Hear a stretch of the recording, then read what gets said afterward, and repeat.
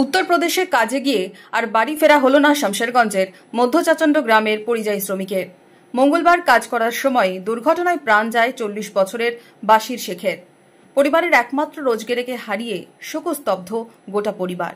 জানা গেছে, মধ্যচাচণ্ড গ্রামের বাশির শেখ মাস দেড়েক আগেই গাজিয়াবাদে রাজমিস্ত্রির কাজে গিয়েছিলেন। মঙ্গলবার কাজ করার সময় ডকেট চাপা পড়ে মৃত্যু হয় তার। ফোনে পরিবার মৃত্যু সংবাদ জানার পরই কান্নায় ভেঙে পড়ে। মোবাইলে ফোন করে তখন কইছে যে এই জিন্দা আছে, যে তারপরে তখন কইছে যে মরে গেছে। যে আমরা শোধাচ্ছি যে কীভাবে মরলো, তাহারাকে প্রথমবার এত বড়টা বোল্টারের মতন দেখাইলে ওই দিয়ে তারপরে ফের তখন ওই ইটা দেখাচ্ছে মেশিনটা, যে এইটার উপরে ই চাপা ছিল, দিয়ে চাপিয়ে টাপিয়ে তখন ছিঁড়ে পড়ে গেছে। বাড়িতে স্ত্রী, 2 মেয়ে, 1 ছেলে রয়েছে। পরিযায়ী পরিবারের সংসার চলবে কিভাবে? মাসখানেক আগেই একই গ্রামের বাসিন্দা আরেক পরিযায়ী শ্রমিকের মৃত্যু হয়েছিল ভিন রাজ্যে। আবারও এই মৃত্যু।